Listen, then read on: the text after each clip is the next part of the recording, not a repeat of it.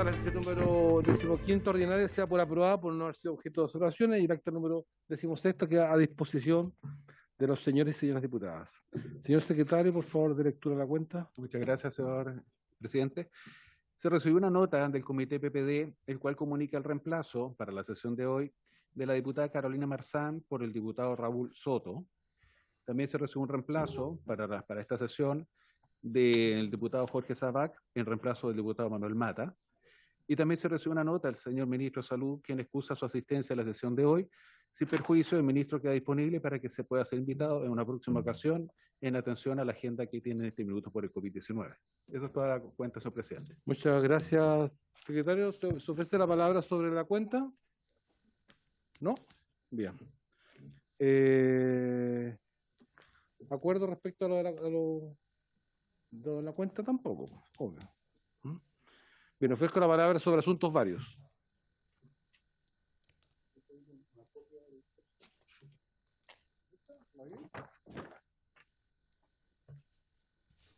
Bien, no habiendo propuesta en puntos varios, yo quiero hacer una consulta, señor secretario, respecto al proyecto en el espectro autista y condiciones del neurodesarrollo similares.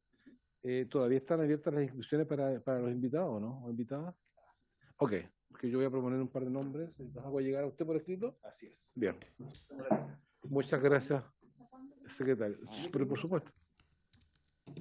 Señora diputada, el plazo para presentar invitados para el proyecto de ley número 1 en tabla está abierto. La discusión general todavía no se ha cerrado. Así que se pueden presentar, nosotros los vamos acopiando en la secretaría y eso yo se lo hago traspaso a la presidenta y ella va ordenando el orden de la tabla. Estimados diputadas y diputados, teníamos invitado al ministro de Salud. ¿Sí? Sí, hola. Oye, fantasma. Bueno, teníamos invitado al ministro de Salud, el ministro, tengo entendido que dio sus excusas. Sí. Ya dio sus excusas, me parece que estaba con vacaciones, ministro, me decía. No sé. Ya, pero sí tenemos a la ministra de Desarrollo Social, doña Carla Rubilar, quien por supuesto siempre está en disposición con nosotros, y nos ha comunicado a través del secretario, ¿cierto?, que tiene problemas de tiempo. Ella está invitada a los dos proyectos. Yo quiero proponerle, ¿cierto?, que pueda intervenir ella en función de los dos proyectos, tanto el de espectro autista, ¿cierto?, como también el proyecto de origen, el uso de mascarilla transparente. ¿Les parece? Bien, acordado entonces, sin mayor protocolo, le damos la palabra, la bienvenida, por supuesto, a nuestra ex diputada y ahora ministra, doña Carla Rubilar. Doña Carla, muy buenas tardes. Muy buenas tardes, presidente. Muchas gracias por esta introducción. Saludar por su intermedio a los diputados y diputadas presentes.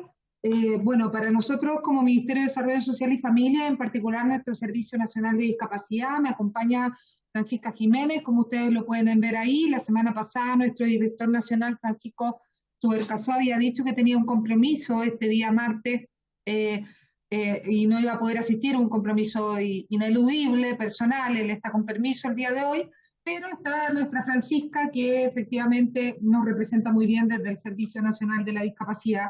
Y efectivamente, presidente, para nosotros era muy relevante estar hoy día en esta discusión. Pedimos expresamente que se nos permitiera postergar la intervención de la semana pasada, porque yo no podía venir, pero me interesaba mucho estar presente.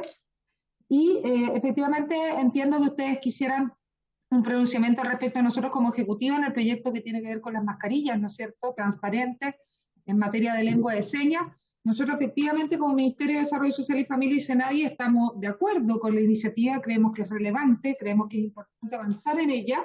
Hemos solicitado, presidente, y esperamos poder tener a la brevedad una estimación de costos, que significaría esto, entendiendo sí que ya hay un compromiso obviamente de tener mascarillas, ¿no es cierto?, en los diferentes servicios para poder atender bien a las personas y obviamente proteger a nuestros funcionarios, pero como son mascarillas que son diferentes a las que uno efectivamente compre, y por su intermedio también saludar a nuestros invitados que también nos están acompañando, nosotros hemos solicitado a la DIPRES el día de hoy efectivamente cuantificar qué significaría y si efectivamente requiere o no un patrocinio si es que irroga gasto, como usted lo sabe muy bien. Pero nuestra voluntad desde el Ministerio de Desarrollo Social y Familia es avanzar en concretar esta iniciativa que nos parece muy relevante. Por lo tanto, esperamos, Presidenta, hacerle llegar, ojalá, en la próxima comisión, el planteamiento y el análisis que haya hecho nuestra dirección de presupuesto.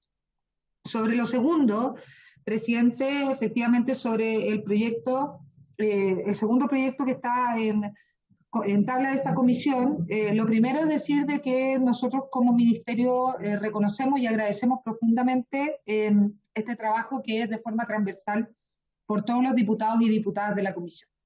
Para nosotros es importante porque compartimos las preocupaciones y los fundamentos que tienen este proyecto de ley.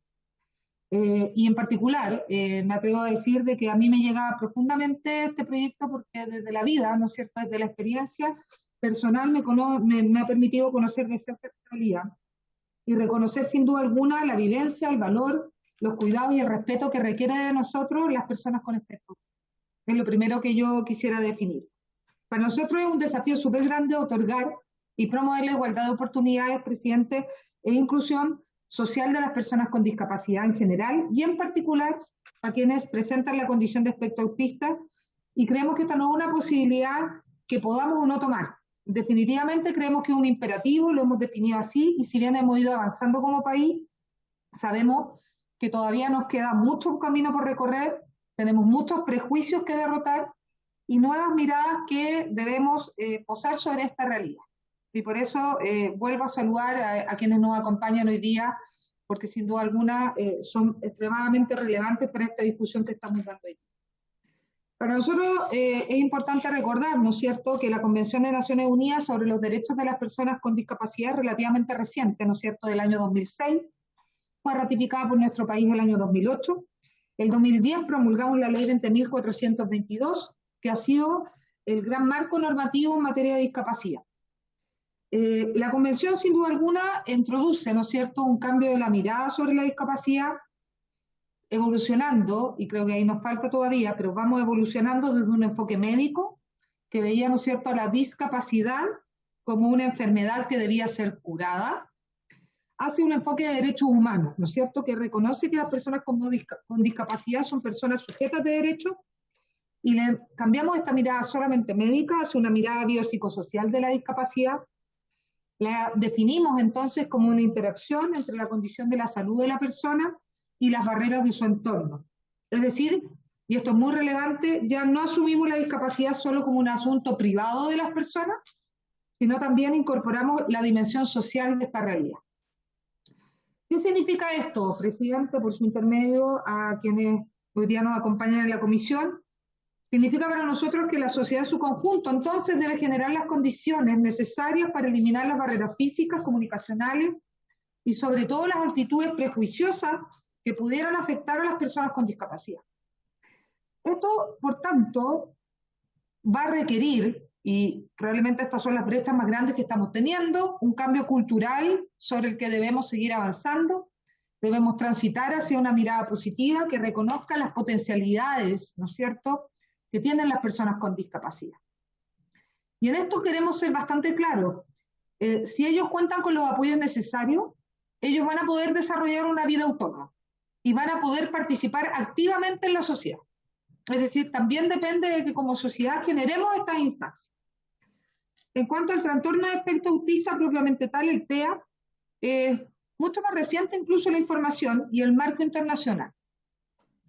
La quinta edición del Manual de Diagnóstico y Estadístico sobre Trastornos Mentales de la Asociación Americana de Psiquiatría, DSM-5 del 2013, junto con la 11ª edición de la Clasificación Estadística Internacional de las Enfermedades de la OMS, el CIE-11 del 2018, que entra en vigencia, ¿no es cierto?, este 2022, van a introducir cambios muy significativos respecto a la conceptualización del trastorno de espectro autista dentro de los trastornos del neurodesarrollo. Entonces debemos tener muy presente, y quizás incluso es más preciso decir, debemos reiterar, que ningún trastorno del neurodesarrollo, incluido el TEA, implica en sí mismo una discapacidad. La discapacidad se presenta cuando la persona con la condición de espectro autista, en su interacción con su entorno, ver restringida la participación social y actividades de la vida diaria, cualquiera sea su edad. Y en ese sentido, el marco normativo de nuestro país se está alineando con esos estándares internacionales y de una otra forma los derechos consagrados, ¿no es cierto?, en la ley 20.422, están reconocidos para las personas con condición del espectro autista que presentan discapacidad. Entonces, reconocemos derechos y obligaciones para el Estado en múltiples áreas, incluyendo, por cierto, la salud, la educación, que son los puntos que releva y aborda con muchísima fuerza este proyecto de ley. Probablemente hay un enfoque muy claro en esta materia. Entonces, compartimos con los autores del proyecto, como Ministerio de Desarrollo Social y Familia, la convicción de que el desafío es que esta normativa se cumpla, porque la normativa está. El problema es cómo efectivamente esta normativa se cumple. Entonces necesitamos más apoyo para las personas en condición de espectro autista, que están mencionados en los fundamentos de esta iniciativa de los diputados y diputadas, y creemos que son bastante coincidentes con todas las personas con discapacidad en general. Y por eso es tan relevante, ¿no es cierto? Porque no solamente está enfocado en las personas con trastorno del espectro autista. Entonces creemos que además de ampliar y fortalecer la oferta existente, de otra forma uno de los fundamentos del proyecto de ley, creemos que lo que va a faltar aquí, y por eso es tan importante y relevante la asistencia de los otros ministerios, es poder instalar las competencias necesarias de los diferentes actores de la sociedad para incorporar y promover de forma transversal la inclusión y participación de las personas con discapacidad en todos los ámbitos.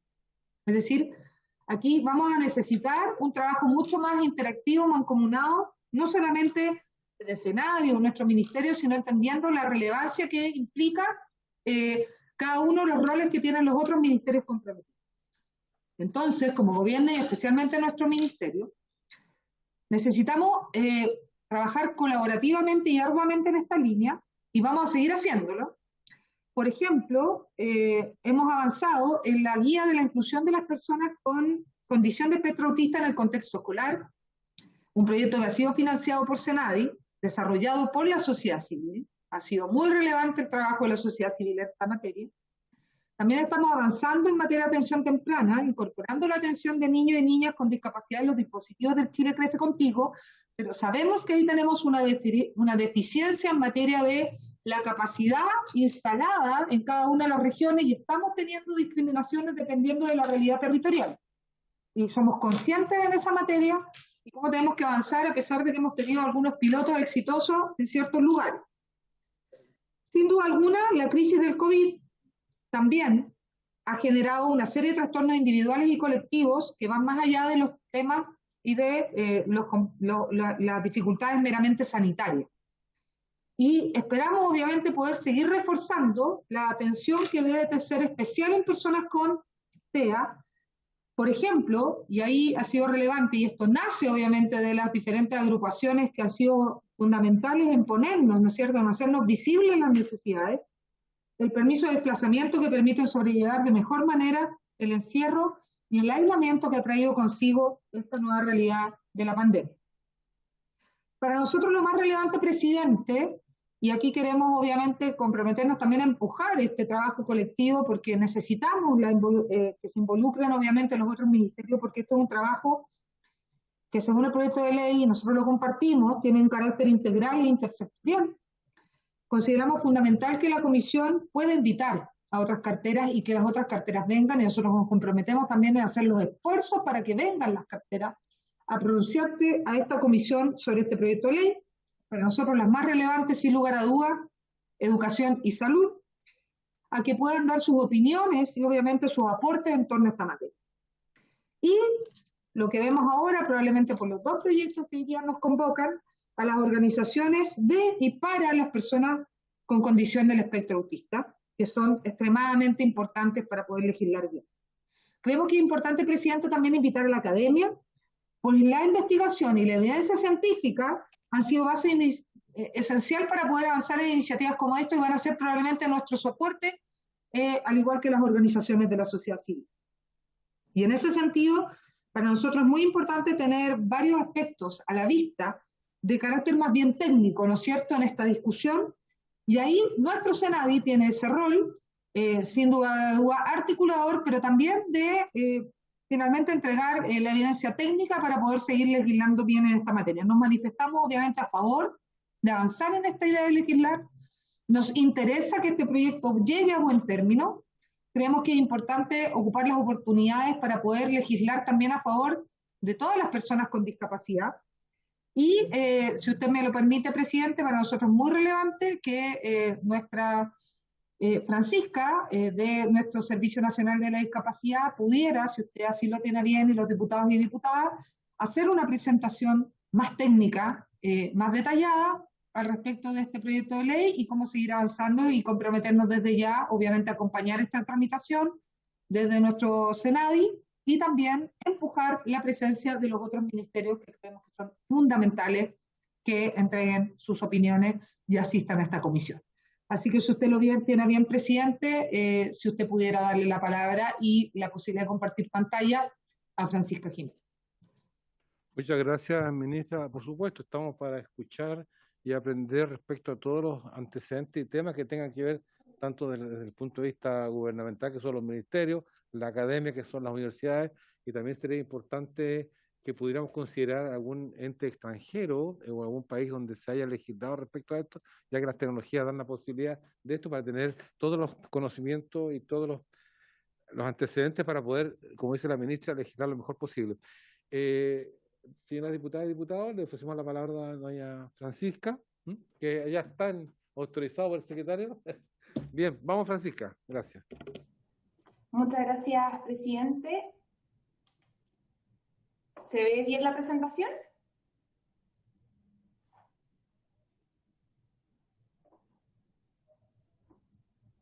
¿Me confirman si se ve bien la presentación?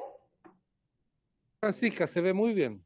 Perfecto. Bueno, saludarlos a todos, especialmente a las personas de la sociedad civil que hoy ya nos acompañan. Con Loreto ya nos hemos encontrado antes en otras instancias y reuniones. Y bueno, respecto a este proyecto de ley, en primer lugar, es muy importante tener en cuenta qué entendemos por trastorno del espectro autista, ¿verdad? Y ahí, como mencionó la ministra al inicio, hay dos normas internacionales que son las más relevantes, el DSM-5 y el CIE-11 de la Clasificación Internacional de Enfermedades de la OMS, y que ambas ubican al trastorno del espectro autista dentro de los trastornos del neurodesarrollo.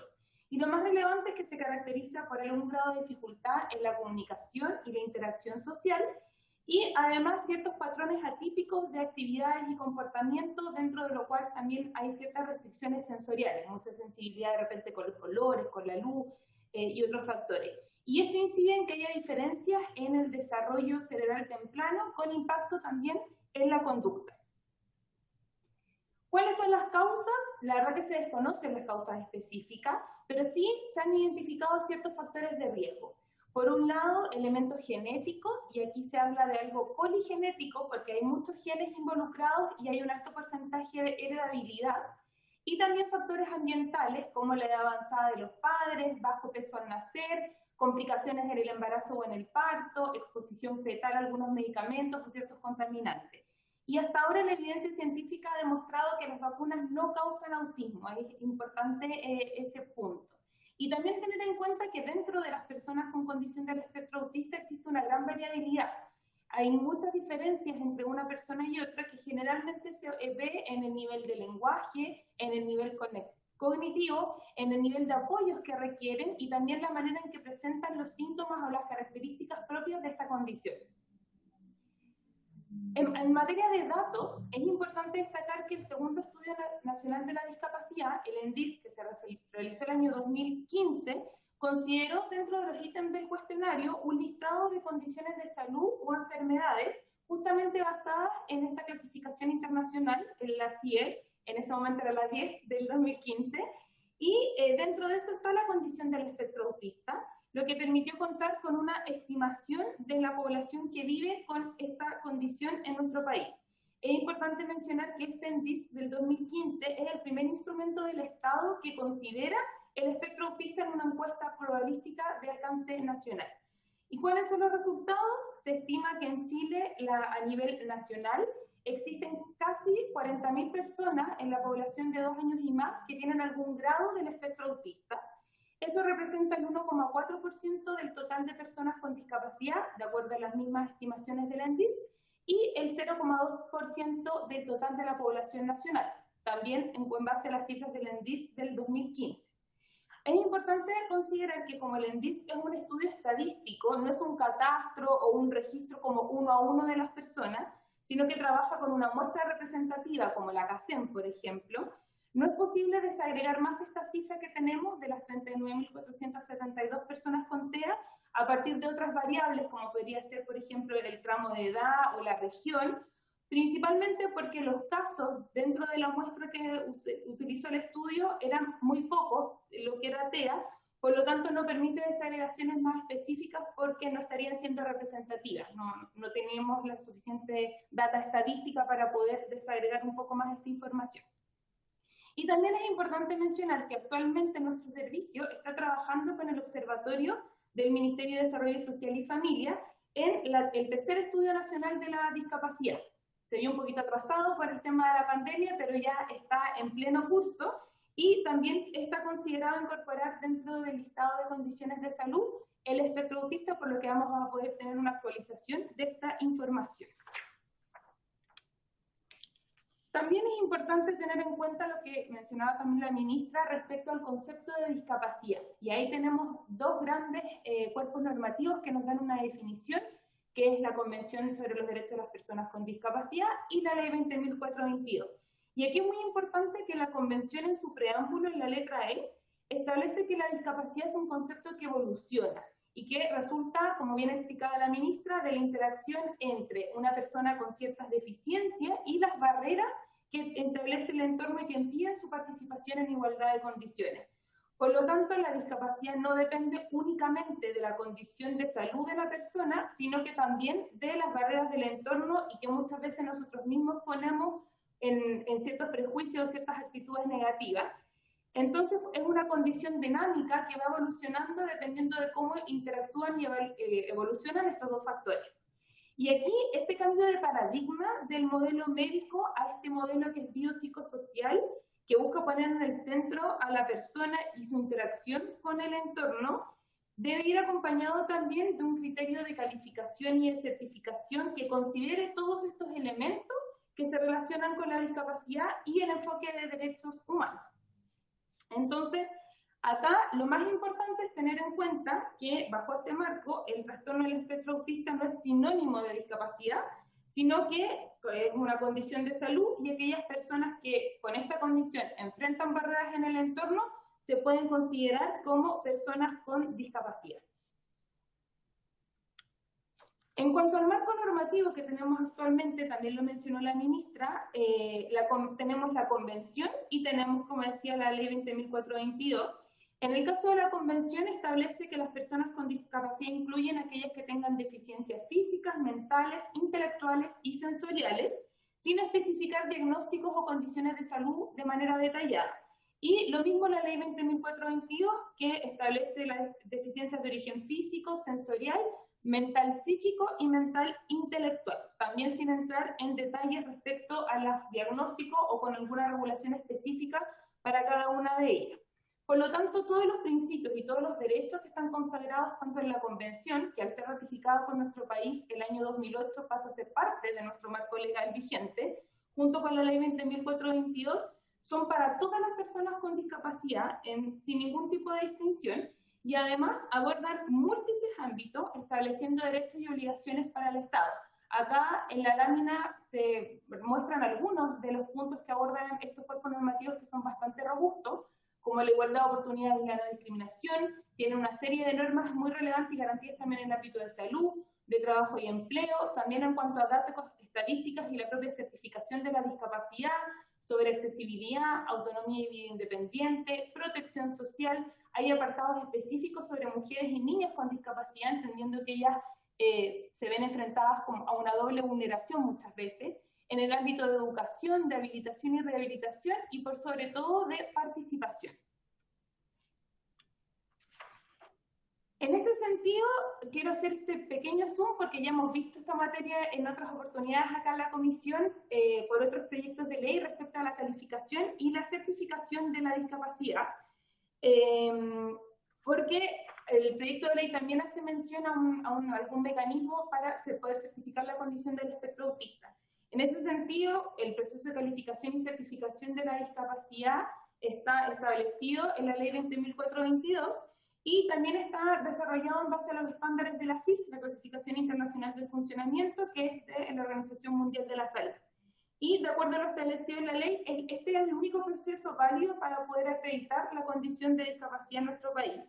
El procedimiento está reglamentado por el decreto 47 del Ministerio de Salud y se establece que el Registro Nacional de la Discapacidad administrado por el Registro Civil es el registro administrativo. Ahí están resumidos muy brevemente las 3 etapas que considera el proceso de calificación y certificación, y aquí es importante puntualizar que los 3 informes por los cuales se realiza el proceso de calificación, que es el informe biomédico, el informe social y de redes y el de valoración de desempeño en la comunidad, tienen un formato específico desarrollado por la CONPIN para este fin en particular, que es la calificación de la discapacidad. Por ejemplo, el informe social no es un informe asociado al registro social de hogar o otros elementos de calificación socioeconómica, sino que tiene otro rol pensado justamente en esta mirada biopsicosocial de la discapacidad.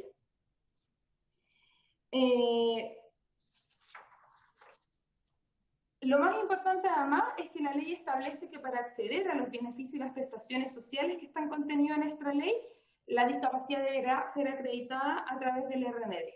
¿Y qué información nos entrega el Registro Nacional de la Discapacidad?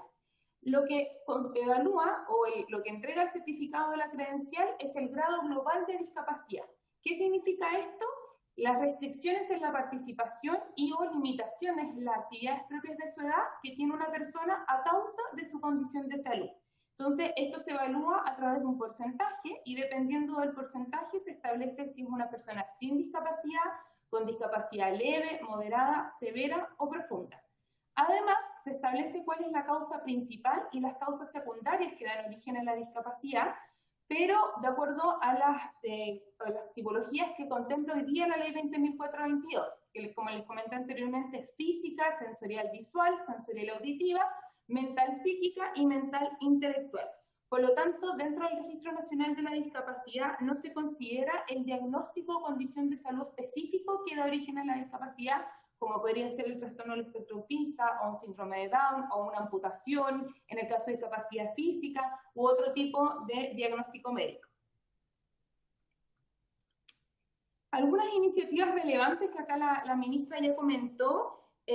Primero, reiterar que las personas en el espectro autista y con condiciones del neurodesarrollo que presentan discapacidad hoy día pueden acceder a la totalidad de los programas y beneficios orientados a personas con discapacidad. De hecho, en la oferta programática de Senadis no distingue por tipo de discapacidad, son todas orientadas a los 5 grandes tipos que hoy día reconocemos. Y también, dentro de los avances que podemos destacar, que sabemos siempre nos falta harto por recorrer, pero vamos dando algunos pasos, está, por ejemplo, la codificación de terapia ocupacional en febrero del año pasado, que esto es una prestación muy requerida y muy demandada por las personas con condición del espectro autista y que no tenía codificación en FONASA, y gracias a un trabajo colaborativo entre FONASA y el Senadis se logró esta codificación. Y además se liberó el tope de prestaciones en la modalidad de libre elección para kinesiología, fonoaudiología y terapia ocupacional a todas las personas con discapacidad inscritas en el RND. Si bien el Registro Nacional de la Discapacidad se puede obtener a partir de los 6 meses, sabemos que para los niños y niñas a veces es más complejo establecer los diagnósticos y poder hacer el proceso, por lo que estamos trabajando con FONASA para ver de qué manera podemos facilitar este beneficio de la liberación del tope de prestaciones para los niños y niñas menores de 6 años. Estamos todavía ahí en proceso, pero bastante avanzado y esperamos pronto poder dar como buenas noticias. En materia de educación, contarles que nuestro servicio desde fines del año 2020 está trabajando en una mesa con el Ministerio de Educación, con la Agencia de Calidad y con la Superintendencia de Educación Intersectorial, de Educación Escolar, perdón. Y esto está marcado en un compromiso del programa de gobierno de avanzar hacia un modelo de educación inclusiva. En este primer semestre del 2021, la mesa está trabajando en la identificación de las barreras para la inclusión y también en los estándares de desempeño en cuanto a la gestión pedagógica en los niveles de básica y media, que es donde hoy día vemos las principales brechas. también se está elaborando una planificación anual de todos los productos y el trabajo que se va a desarrollar. Y aquí otro elemento que es sumamente relevante, que también lo menciona la ministra, es la guía para la inclusión de las personas con la condición del espectro autista en el contexto escolar, adaptada a lectura fácil. Tiene un nombre largo, pero que explica muy bien de qué se trata este instrumento, y que fue financiado por Senadis a través del Fondo Nacional de Proyectos Inclusivos, el FONAPI, pero es un proyecto desarrollado por la propia sociedad civil, con apoyo de la Universidad Nacional Andrés Bello y también con la Asociación de Autismo Sevilla de España. Y lo más relevante es que en el proceso tanto de diseño de esta guía como de su validación participaron personas con condición del espectro autista. Esta guía está disponible en formato digital y además durante este año, en la medida que lo permitió la pandemia, hemos estado repartiendo copias impresas también en establecimientos educacionales y en otros lugares donde es relevante que se maneje esta información. Y en materia de atención temprana, que es otro punto que releva mucho el proyecto de ley, ahí quizás es donde estamos con los niveles más incipientes, más una semillita, pero que se va desarrollando. Por un lado está el programa de atención temprana de Senadis. Durante el primer gobierno del presidente Sebastián Piñera, desde Senadis, el año 2012, se iniciaron unos pilotos para poder generar una estrategia de atención temprana trabajando en conjunto con Fungi Integra. Eso después evolucionó a un programa de atención temprana, y el año 2019, también como compromiso del programa de gobierno, se hizo un estudio de evaluación de impacto del programa, y en base a los resultados de este estudio se rediseñó toda la estrategia de intervención del programa, que comenzó a implementarse el año pasado en 14 regiones del país, cubriendo por tanto gran parte del territorio nacional, con un presupuesto de 884 millones. Y este nuevo modelo, lo más importante que tiene es que contempla 3 pilares: la educación, la salud y la protección social. En el fondo acá es muy importante que vayamos avanzando hacia intervenciones de carácter territorial y que entiendan y vean a la persona de manera multidimensional, porque no es la idea que el niño vaya al colegio y reciba ciertas prestaciones, vaya al CESFAM y tenga otras prestaciones, y en la municipalidad entreguen otras, y eso no converse y no genere un impacto mayor en la calidad de vida de esa persona y de su familia. Y además también, en el marco de este mismo programa, con la Fundación INENI, estamos desarrollando una estrategia de capacitación para profesionales que cumplen funciones en distintas entidades territoriales con foco en infancia, para poder instalar competencia en estos actores territoriales en materia de atención temprana y sobre todo atención de niños y niñas con discapacidad. Tenemos una mesa que preside la Subsecretaría de la Niñez junto con Senadis, en la que participan distintos actores del sector público y también representantes de sociedad civil, donde estamos viendo las distintas dimensiones en materia de infancia, que sabemos que es el tema que tenemos que abordar y que ha sido prioritario para nosotros como servicio este año, y en el que esperamos poder seguir trabajando. Y ahí también están los pilotos en el fondo de Chile Crece Contigo, donde se están implementando dispositivos con foco específico en la atención de niños y niñas con discapacidad, y dentro de eso incorpora ciertos ajustes para la atención de niños con condición del espectro autista. Ahí es donde estamos recién partiendo, tenemos 13 comunas del país, que se va a ampliar a 8 prontamente, y esperamos en el fondo que estos pilotos puedan seguir creciendo y desarrollándose, porque la verdad que han tenido una valoración muy, muy positiva por parte de las familias.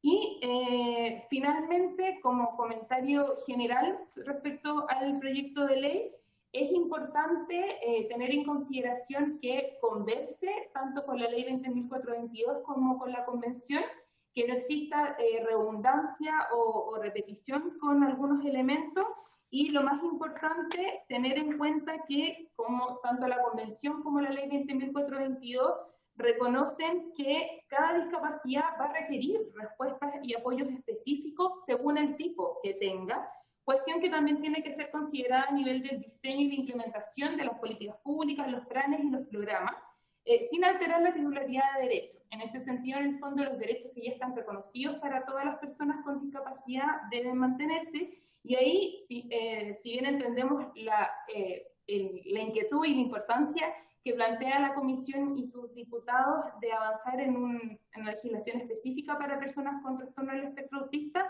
hay que tener el cuidado de que en el fondo eso no implique una consagración de mayores o distintos derechos respecto a los que ya están consagrados para todas las personas con discapacidad. Eso, señor presidente, muchas gracias a todos y quedamos atentos por si hay dudas o consultas. Muchas gracias, Francisca. Se ofrece la palabra a los diputados y diputadas. ¿Podría retirar la intervención, secretaria? Ahí está, para que quede abierta para, además, también, por supuesto, las personas que están telemáticamente compartiendo esta sesión. ¿Se ofrece la palabra? Diputada. Gracias, presidente. Le agradezco las palabras de Francisca, de la ministra, pero quizás me gustaría ser más explícito con respecto al mismo proyecto, ¿no? Respecto al contenido del proyecto, cómo lo ven ustedes, cómo creen que podría ser mejorado, qué aspectos son inviables. Entiendo que hay temas culturales, estructurales que quizás no, quizás desde la mirada del Ejecutivo son difíciles de implementar a corto plazo, pero me gustaría más saber puntualmente respecto a cada artículo, si pudieron tener una idea de cómo avanzar en la aplicación, si es, en definitiva, la postura del gobierno respecto al proyecto, pero mucho más explícito, presidente. Eso nada. Gracias, diputada. Una ronda de... Vamos, sumemos las preguntas. Diputado. Gracias, presidente. Bueno, no pertenezco a la comisión, tengo una comisión paralela, que es Obras Públicas, y pedí permiso para poder venir porque me interesa mucho este proyecto. Yo soy de una familia atea, no atea. Y por supuesto estamos muy de acuerdo con el contenido del proyecto, pero como este proyecto es una moción, muchas veces cuando se hacen las mociones uno quisiera hacer más, pero se encuentra con la barrera de aquellas cosas que son, claro, con la actual constitución, que esperamos que cambie, y hay algunas cosas que son de iniciativa exclusiva de la Presidencia de la República. Entonces, la pregunta es para el gobierno, porque se pudiera avanzar mucho más en poder garantizarle a las personas en el espectro que pudieran tener las terapias tempranas, que son caras, ¿no? Que no basta con que se pueda sacar un bono de FONASA, y de esa manera también que el gobierno pueda comprometerse en poner recursos en un proyecto de ley que venga acompañado también de recursos. Yo sé que la decisión tal vez no esté en el nivel de las autoridades que pudieran estar presentes, pero son las que tienen la posibilidad de plantearlo dentro del gobierno. Y lo segundo, creo que también nosotros vamos a aportar con indicaciones en la medida en que nos permita también las normas, para que pudiera abordarse lo que tiene que ocurrir en el Sename. Bueno, voy a decir Sename, ya no es Sename, pero hay niños con TEA, tenemos un caso también que abordamos en otra comisión, que están dentro del sistema de hogares y que no debieran estar en el sistema de hogares. Y no hay ningún plan. Tuvimos una reunión larga con el ministro de Justicia, no hay ningún plan, no hay ninguna visión de qué se debe hacer, y creo que es el momento de hacerlo, presidente. Gracias. Muchas gracias, diputado. ¿Alguna diputada? Sandra Marro.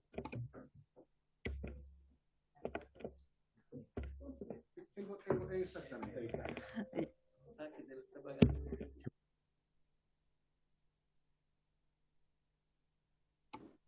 Ahora sí, ya. Gracias, presidente. Bueno, la verdad estamos acá ante la presencia de un proyecto sumamente integral, donde obviamente aquí, además de la ministra de Desarrollo Social, tal como yo lo decía, yo creo que tienen que ser convocados también otros ministerios. Estamos hablando aquí de oportunidades laborales, de capacitación laboral, de educación, por lo tanto, bajo esa mirada, aquí tenemos que invitar también a otros ministros para que puedan ir dando, ¿cierto?, cuáles son sus pronunciamientos y opiniones con respecto a este proyecto. Yo me quisiera detener porque habíamos visto acá, y de hecho lo hemos conversado con distintas organizaciones, de la importancia que reviste una estimulación temprana y un diagnóstico temprano con respecto a la condición espectro autista, porque eso indudablemente va a significar muchas variaciones a futuro. Aquí habló por su intermedio, presidente, desde Senadi, sobre lo que fue el programa de atención temprana y me gustaría que se pudiera señalar cuáles son los fundamentos, los ejes estratégicos que tiene justamente ese programa de atención temprana que, tal como señalaba acá Francisca, está como casi partiendo y por lo tanto deben haber muchas reformulaciones o nuevas incorporaciones a este proyecto en sí. Así que me gustaría que nos pudieran enfocar, dado la importancia que reviste este diagnóstico temprano, qué es lo que está haciendo Senadi con respecto a este programa de atención temprana. Gracias. Muchas gracias, diputada. Tengo un dilema. Necesitamos una respuesta, pero lo están llamando a votar. Entonces le solicitamos el permiso a nuestros invitados e invitadas que nos están llamando a la sala. Usted, ministra, sabe esto, que tenemos que ir a la sala a votar. Vamos y volvemos de inmediato. Sí, presidente, yo tengo otra reunión ahora, pero está Francisca. Lo que sí tenemos, por su intermedio, si usted lo tiene bien, la pregunta de la diputada Mar y de la diputada Mix. Efectivamente, Francisca tiene una lámina donde podemos ir un poco más específicas respecto a los artículos, comentar de que tenemos algunas aprehensiones al respecto de que algunos de los artículos pudieran estar contemplados dentro de otras normativas. Tenemos claridad de que algunos artículos pudieran irrogar gastos, pero que nos interesa obviamente verlo con los diferentes ministerios para poder avanzar, ¿no es cierto?, en un trabajo mancomunado con ustedes. Y los terceros probablemente tienen que ver con artículos que pueden ser incorporados en la ley 20.422. No obstante eso, probablemente tenemos que profundizar de mejor manera en esos artículos. Por lo tanto, tenemos el detalle ya a nivel más específico y Francisca tiene una lámina que pudiera mostrarle a la honorable comisión. Muchas gracias por su disposición, ministra. Dejamos liberada. Nosotros nos vamos a votar. Inmediatamente retornamos para que así doña Francisca nos pueda exponer el tema. Gracias.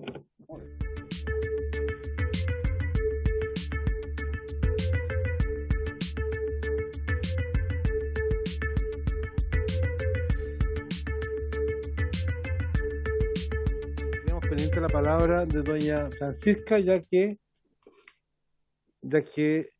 la ministra se tuvo que retirar y era excusa. Doña Francisca, ahí está doña Francisca. Suya la palabra de doña Francisca frente a las consultas que han hecho las y los diputados. Muchas gracias, presidente, y por su intermedio paso a responder en relación a lo que comentaba la diputada Claudia Mix. Comentarles, bueno, nosotros hicimos una revisión en detalle del proyecto de ley de todos los artículos y por eso, como mencionó la ministra de inicio, es súper importante que acá se pueda incorporar también la revisión y la conversación de otras carteras, porque el proyecto se plantea como una ley integral, por lo tanto aborda múltiples dimensiones, particularmente en materias de salud, de educación, también hay en cultura, porque garantiza el acceso como a ciertos espectáculos, podría ser también por parte del Ministerio del Interior, Economía, etcétera. En el fondo hay varias carteras aquí que están involucradas. Y en relación al articulado en particular, lo que podemos comentar es que los artículos 1, que es el objeto de la ley, y el artículo 3, que son los principios, resultan quizás algo redundantes frente a las disposiciones vigentes ya en la ley 20.422. Ahí habría que revisar bien si es que se complementan dentro de la misma ley o se hace mención como referencia a los mismos artículos que tienen estas mismas materias de la propia ley 20.422. Y lo mismo ocurre con la multa que está consagrada en el artículo 13 del proyecto, porque la ley 20.422 también contempla sanciones pecuniarias por incumplimiento.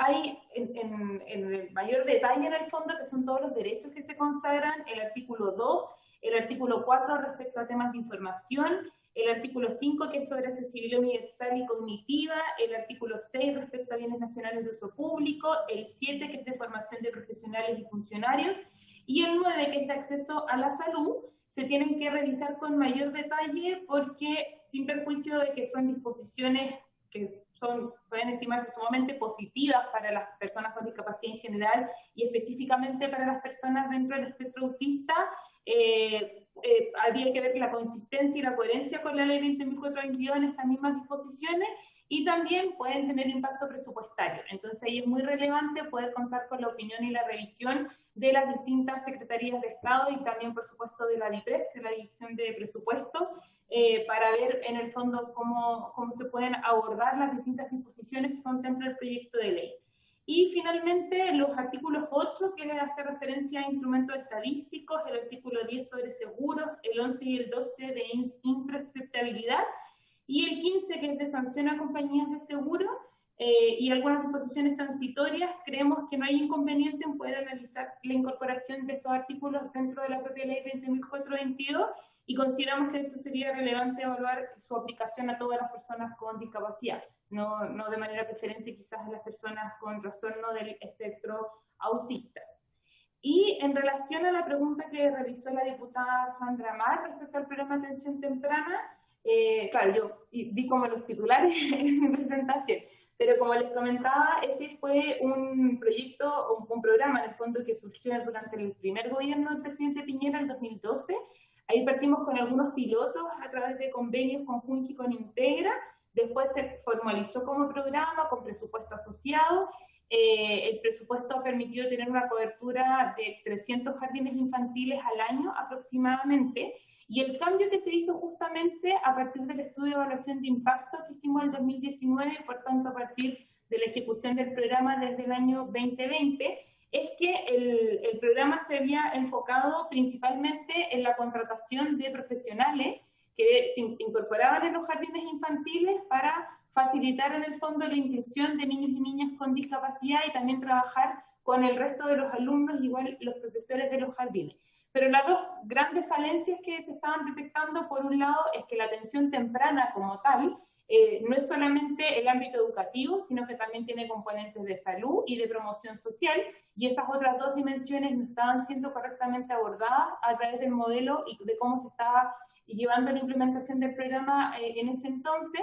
Y por otro lado, que en el fondo estaba esta dupla que se incorporaba al jardín infantil, se lograba muy buen trabajo en ese momento con esos alumnos y con esos profesores, pero después al momento de salir la dupla para irse a otro jardín, se perdía gran parte del trabajo avanzado, sobre todo con la rotación de los profesores y de los docentes en los jardines infantiles y el cambio también de los alumnos. Entonces era como un continuo volver a empezar, y por eso lo que se modificó en el fondo fue trabajar con este otro modelo que partimos el año pasado con estos 14 proyectos en el fondo, y que este año vamos a continuar, que lo que consideramos una tríada de profesionales del ámbito de salud, del ámbito de la educación y también del ámbito social, que se instalan en un territorio y trabajan de manera articulada con los jardines infantiles, pero también con los servicios de salud, con el municipio y las oficinas de niñez, con el área de protección social, de manera de poder generar una red que trabaje de manera articulada para la atención de los niños y niñas con discapacidad.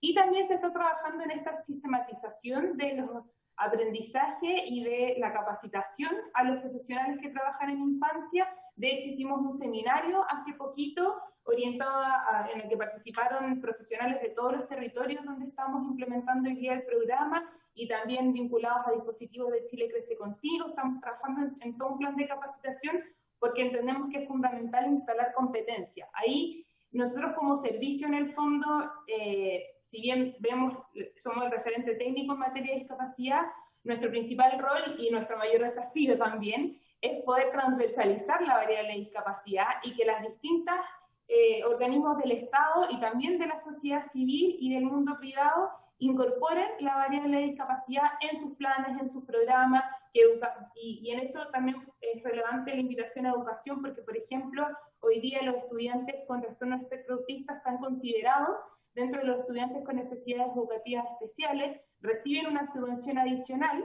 que puede ser el doble o el triple, dependiendo de si se considera que es necesidad educativa transitoria o permanente, según la evaluación diagnóstica que se realiza. Y en el ámbito de salud, que son gran parte de los componentes del proyecto de ley que consagra prestaciones en ese sentido, en atenciones, en medicamentos, etcétera, ahí es el Ministerio de Salud el que tiene que pronunciarse al respecto. Eso es lo que podría complementar, presidente. Muchas gracias, doña Francisca. Quiero entender, bueno, usted ha cuestionado algunos artículos y otros que deberán complementarse. A mí lo importante es cierto que el compromiso de la ministra y tanto suyo, cierto, de que van a participar activamente de la discusión del proyecto para poder mejorarlo y enriquecerlo. Así que muchas gracias, Francisca. En honor al tiempo, vamos a compartir los tiempos con dos personas que todavía están, nos quedan.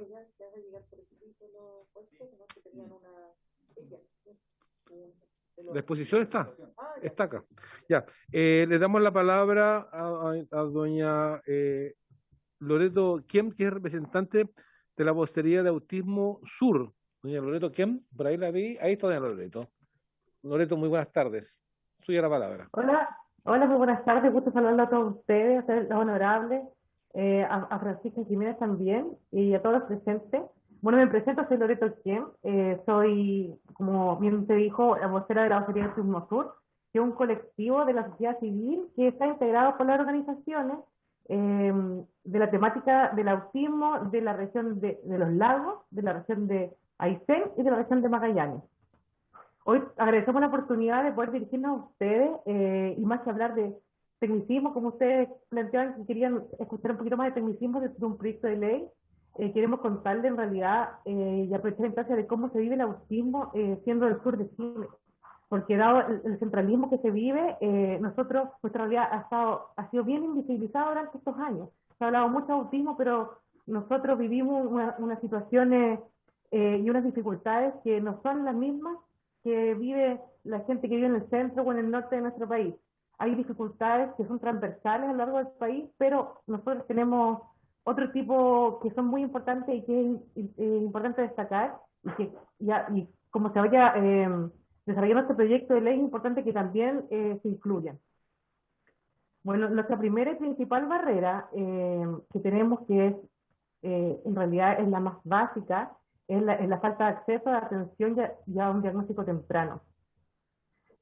Cuando existe sospecha de autismo, es fundamental realizar esa valoración diagnóstica exhaustiva y cuanto antes, con el objetivo de poder descartar o confirmar un diagnóstico. El diagnóstico precoz o temprano es la clave para acceder cuanto antes a una atención temprana y específica, que es lo esencial para favorecer el desarrollo y el bienestar y la calidad de vida de las personas autistas, y también favorece el bienestar emocional de las familias.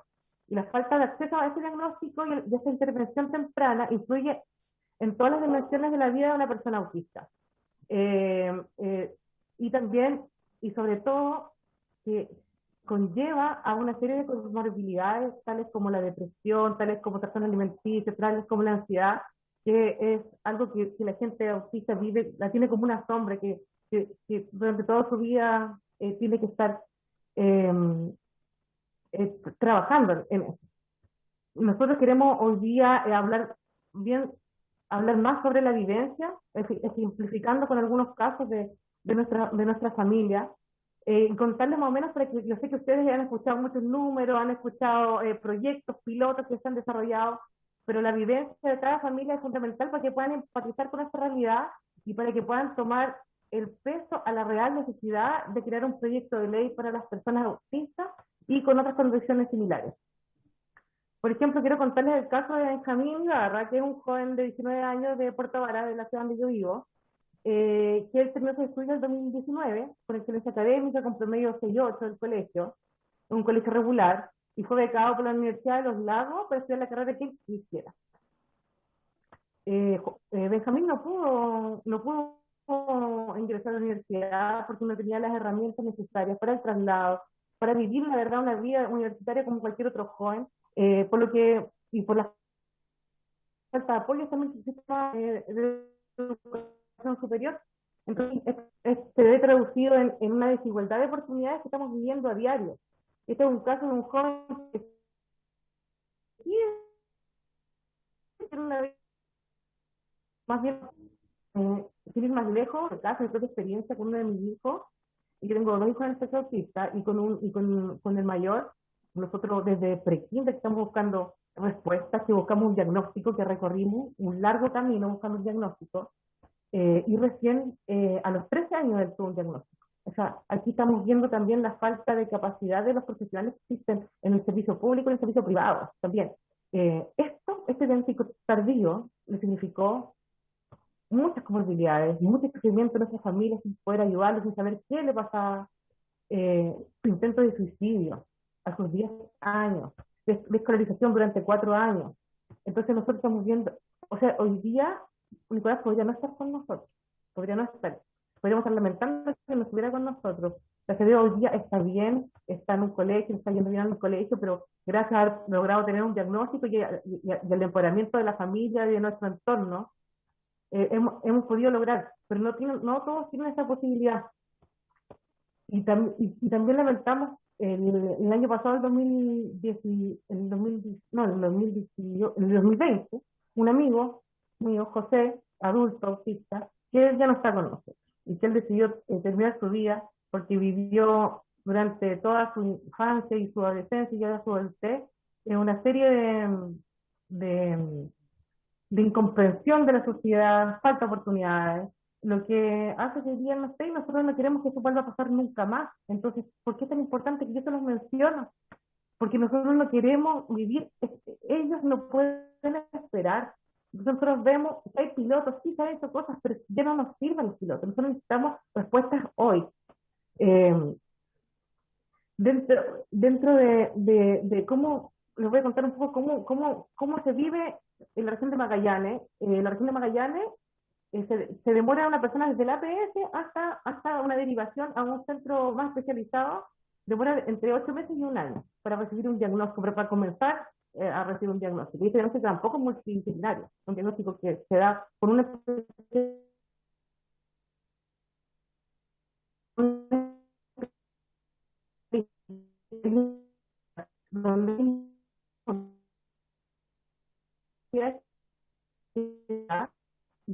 una lista de espera entre 3 y 4 horas. Se encuentran neurólogos para toda la región de Magallanes, y, para que trabajan en el sistema público, y 3 que trabajan en el sistema privado, que son los mismos al final. Entonces también el hecho de trabajar media jornada hace de que la lista de espera no avance y hay una tremenda lista de espera.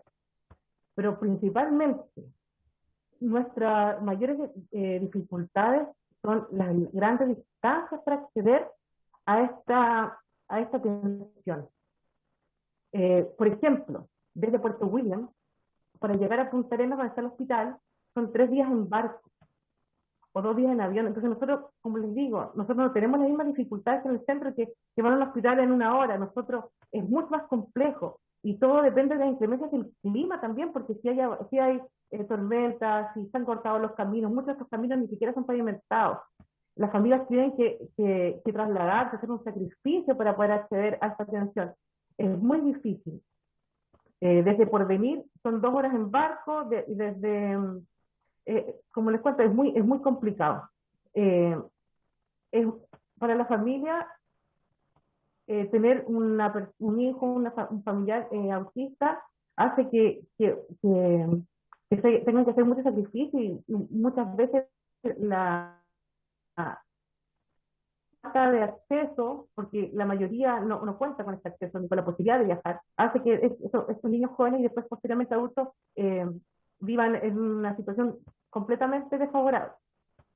La región de Aysén, en Coyhaique, hay un solo neurólogo infantil, y hace mucho tiempo que no realiza atención, solamente atiende por teléfono. Estamos más de 1 año con un profesional, un solo profesional en la región, y que atiende por teléfono. ¿Cómo va a ser un diagnóstico un profesional atendiendo por teléfono? La lista de espera es gigantesca. Y este mismo profesional tampoco hace mucho diagnóstico, porque por lo que las organizaciones nos han manifestado, solamente diagnostica cuando la sospecha es muy evidente. Existe un centro comunitario de salud mental que cuenta con un psiquiatra 44 horas y una psiquiatra 11 horas para toda la región, y también el ingreso es engorroso. Entonces estamos viendo que la dificultad es muy difícil. A ellos les pasa lo mismo. Ellos tienen desde Biochigin a Coyhaique son 560 kilómetros. Es largo el trecho. Entonces estamos viviendo esa situación de que es muy difícil para las familias poder lograr tener una atención. No hay otras posibilidades, y lo más próximo es viajar a Puerto Montt en avión, y de avión ya son más de 1000 kilómetros, no recuerdo cuántos kilómetros son. Entonces, no vivimos lo mismo. Acá en la región de los lagos, yo vivo en Puerto Vara, se repite la misma historia en cuanto a conectividad. Hoy hay un hospital regional que abarca desde Palena, que es de la carretera austral, también está el gran archipiélago de Chiloé, que también tiene mucha dificultad, barcaza, mucha dificultad para poder llegar a un centro de salud. La lista de espera de Castro son de 484 personas para recibir un diagnóstico. Y cuenta con una neuróloga y una psiquiatra infantil. Y el promedio de edad del diagnóstico es a los 6,9 años. Cuando estamos viendo que nuestros países vecinos, que tienen menos recursos, es a los 2 años y medio. Y el autismo ya se puede diagnosticar desde los 14 meses. Entonces, estamos perdiendo las etapas iniciales de vida, que son las más importantes para poder recibir una intervención terapéutica. Eso haría de que todas estas comorbilidades y todas estas dificultades que vienen a posterior sean mucho más pequeñas, mucho más acotadas. En fonoaudiología, por ejemplo, y en terapia internacional, en Chile solamente se les otorgan 12 horas anuales, cuando la recomendación estándar actual son de 240 horas anuales. Y se atienden en psicología solamente 20 pacientes al año, lo que es el 8% de la población que está ya en el sistema. La otra que está afuera ni siquiera la contamos. Entonces estamos viendo que también en los últimos 4 años las comorbilidades en esta región han aumentado en un 120%. Estamos a años luz de lo que se vive en el centro del país. Entonces, las organizaciones de la sociedad civil, nosotros mismos, como Te Abrazo, como Te Apoyo, Te Acompañamos, Te Abrazo Magallanes, ASPAUT, Asperger Siloé, nos estamos haciendo cargo y hemos asumido las capacitaciones para el personal de salud, para el personal de educación, hasta para las Fuerzas Armadas. Estamos asumiendo todas estas garantías que deberían ser realizadas por el Estado de Chile. Es tan importante para nosotros que una ley garantice estos derechos, pero que el gobierno se comprometa, recursos para que esta ley no sea letra muerta y para que nos llegue al Senado, se apruebe el Senado y no quede ahí, como ha pasado con muchas otras leyes, como ha pasado con la misma ley del año pasado que pedía que los colegios particulares tuvieran un programa de inclusión. En este momento no se exige. También hace un par de años había otra ley de que hablaba de que estuviera dentro de la 20.422 más estrictamente reconocidas y otras leyes que han quedado durmiendo. Nosotros exigimos y queremos que se les tome la importancia, porque gente ha muerto, gente está sufriendo y necesitamos que esto se resuelva pronto. Así que nosotros como organizaciones, la sociedad civil, estamos dispuestos a colaborar en lo que se pueda y a trabajar en conjunto para que esto salga adelante, para que se puedan solucionar todos los temas jurídicos, para que no haya una inconstitucionalidad en la ley y que salga lo antes posible, porque no podemos seguir esperando. Muchas gracias, doña Loreto. Le damos rápidamente la palabra a tenían notado, a don José Perich. José Perich. Hola.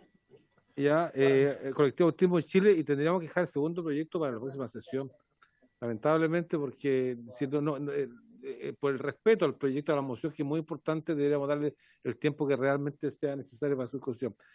Don José Perich. Ya, muchas gracias. Buenas tardes a todos y todas.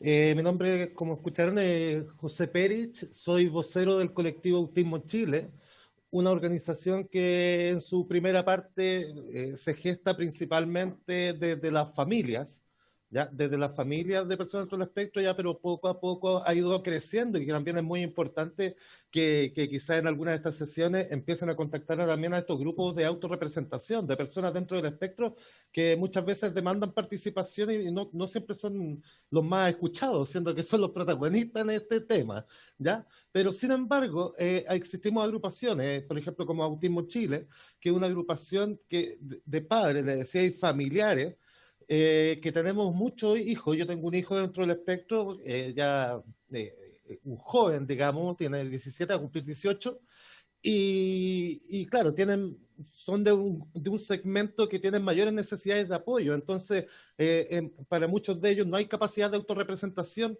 y en ese sentido somos las familias un poco los que abordamos las temáticas y llevamos peleando ya cerca de 10 años.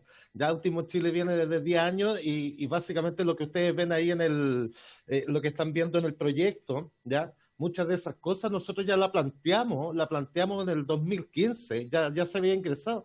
Nosotros con Autismo Chile hemos ingresado 5 proyectos, y muchos de ellos ya tienen los puntos que estaban considerados aquí, puntos más, puntos menos, ¿ya?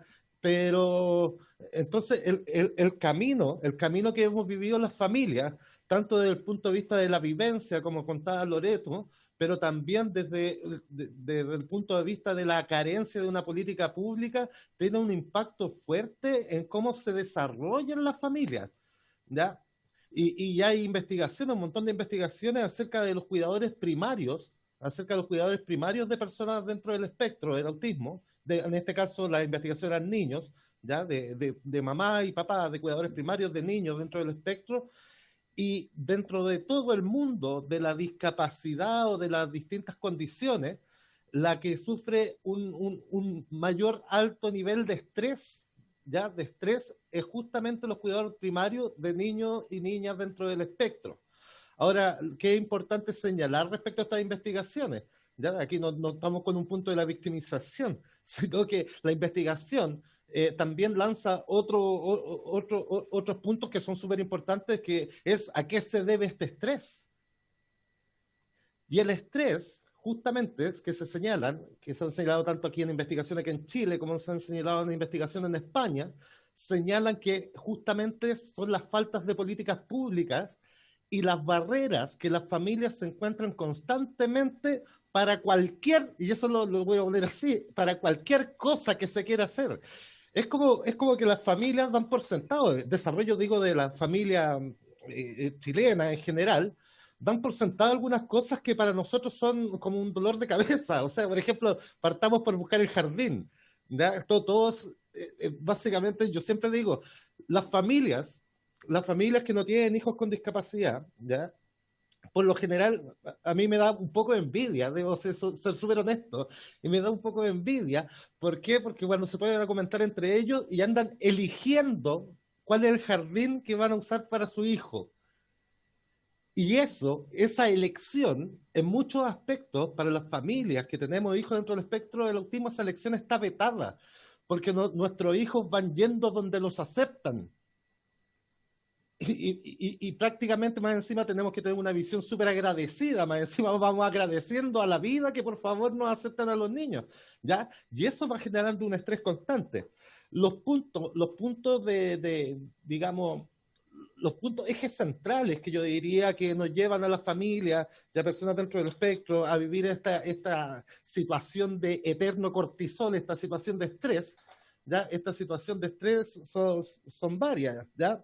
Lo primero, de diagnóstico temprano, que aquí Loreto ya lo mencionó muy bien y lo cuenta desde la vivencia, y claro, lo cuenta situaciones dramáticas que pasan en términos de los extremos del país, pero ojo, no hay que irse tan lejos también, o sea, me refiero a que es importante la vivencia, pero esto es una situación país. Allá hay más factores que hacen incluso más complejo y más complicado, pero aquí hay una evidente falta de una política pública efectiva, ¿ya? Porque aquí no hay una falta de política pública en términos del diagnóstico temprano, por ejemplo, porque sí se están haciendo cosas, pero yo encuentro que todavía estaban, o sea, se evidencia que todavía están de forma muy desde el piloto, digamos, ¿ya? Muy del piloto, y todavía no se logra establecer lo que se llama un protocolo, y cuando me refiero a un protocolo es como un cribaje es la palabra técnica un poco para hacer un filtro y que se puede hacer en el control de niños sanos. ¿Ya? Desde lo técnico, el espectro del autismo se puede diagnosticar ya, o su manifestación conductual es muy evidente a partir de los 18 meses. Por lo tanto, es un diagnóstico donde existe, ya algo mencionaba Loreto también, en los países donde existe un protocolo de diagnóstico temprano, estos se realizan entre el 1 año y medio y los 2 años y medio, para que no quede ninguna persona que fuera de esa edad sin diagnóstico, porque es muy importante para la evolución, de la persona dentro del espectro del autismo, cuanto antes se realiza el diagnóstico. Y eso nos lleva al siguiente punto, porque no está solamente con el diagnóstico, después viene el acceso a los apoyos. Y ahí ya alguien lo mencionaba por ahí que decía, claro, no, un programa de FONASA simplemente, aunque puede ayudar en muchos casos, ya no nos vamos a poner tan negativos, se puede avanzar, pero es necesario avanzar mucho más. Una terapia base para un niño o niña dentro del espectro del autismo, así como poniéndonos en un ideal, pensando en educadores diferenciales, fonoaudiólogos, terapeutas ocupacionales, puede alcanzar mensualmente cerca de 650.000 pesos. ¿Ya? Entonces estamos duplicando, triplicando el sueldo mínimo. ¿Ya? Entonces, claro, pues finalmente el acceso a estos apoyos va a quedar supeditado al acceso económico que tengan las familias. ¿Ya? Y eso nos deja gran parte de la población sin acceso a apoyo. Entonces, ¿cuál es el acceso a apoyo que puedan tener? Es la que pueden recibir directamente de las escuelas, por ejemplo, a través de los programas de integración. Sin embargo, también el sistema va poniendo varias barreras. Aquí ya tenemos decreto 83, ley de inclusión, la 20.422 también hizo algunos avances en educación, pero todavía falta ver de qué forma se puede articular, de qué forma mejorar los apoyos, por ejemplo, de los programas de integración, que en este momento son más un programa de llenado de informes, les digo yo, porque pasan llenando informes desde que parten hasta que salen, y la intervención en realidad, el desplegar los apoyos es mínimo, es súper poco, ¿ya? Es súper poco. Otro tema importante en general, tiene que ver con la adultez y vejez, que poco se habla. Ya, y como el autismo es una condición, no es una enfermedad, y disculpe que lo diga así como tan obvio, pero que a veces no es tan obvio para la gente. No es una enfermedad, no es una condición, por lo tanto la gente no se muere de autismo. Ya, de verdad que quiero decirlo, porque a veces como que la gente tiene una noción. Si bien en el discurso está la idea de que es una condición, en los fueros internos todavía hay una noción de enfermedad. ¿Ya? Entonces, claro, no se mueren de autismo, por lo tanto van a alcanzar la adultez y la vejez como si tuvieran o no tuvieran autismo. Y eso, en ese segmento está absolutamente desprotegido. Muchos de ellos llevan 40 años en hospitales psiquiátricos. Así de dramática es la situación. ¿Ya? Entonces, cuando pensemos políticas públicas, tenemos que empezar en realidad en todo el segmento, en todo el ciclo vital. Y que justamente todo el ciclo vital es que la Convención de los Derechos de las Personas con Discapacidad nos dice que nos debemos hacer cargo. ¿Ya? Y para eso, uno de los puntos que está ahí en el documento que tienen ustedes, tiene que ver con el catastro. Aquí creo que era Francisco mencionaba el ENDISC, ¿cierto? Menciona el ENDISC, pero ella también aclara rápidamente y muy bien que lo haga, ¿ya? Que básicamente esa ENDISC, que la cuenta, ese número que vemos, en realidad no cuenta con un catastro porque son metodologías estadísticas proyectivas. Son proyectivas, básicamente es como, capaz que sean como por aquí.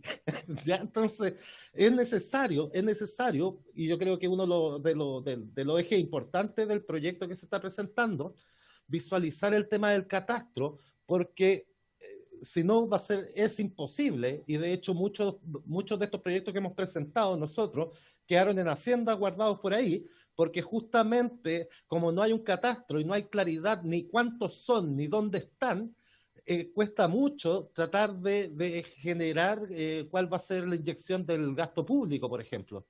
¿Ya? Entonces el catastro aquí juega un papel esencial.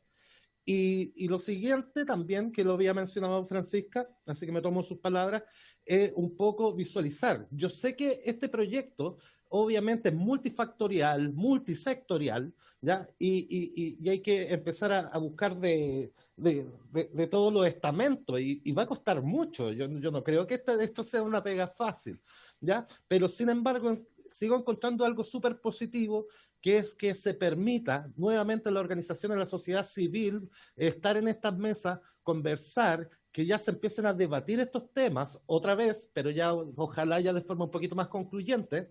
Y yo sé que si esta ley probablemente no sale como esta ley, sí pueden generar aportes a aspectos más generales, por ejemplo, la ley de discapacidad, de igualdad de oportunidades, por ejemplo. ¿ya? Como sí nos pasó con un proyecto que nosotros presentamos referente muy específico sobre la inclusión laboral de personas dentro del espectro del autismo y que obviamente quedó tirado por ahí por el camino, pero después muchos de esos aspectos que se hablaron y que se tuvieron en esas discusiones, en esas mesas, fueron incluidas también en la ley de inclusión laboral, que era general para toda la discapacidad. Así que hago la misma llamada que decía Francisca. Veamos el proyecto. Desde el colectivo Autismo Chile estamos dispuestos a ayudar en todo lo que se necesite desde dos puntos de vista. Desde el punto de vista también de familias, de la vivencia, y también desde el punto de vista técnico, ya, porque aquí las agrupaciones hemos tenido que formarnos, ya hemos tenido que formarnos un montón, porque de hecho nosotros somos los que hemos estado capacitando los colegios, las mismas familias. Junji, mencionaban a Junji lo capacita Autismo Chile. Entonces hemos sido las familias las que hemos tenido que tomar este rol, ya, para que el sistema esté más preparado.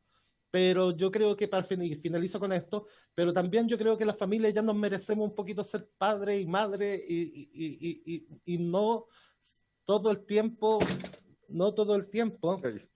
sí, perdón, se cayó, y no todo, sí, discúlpenme.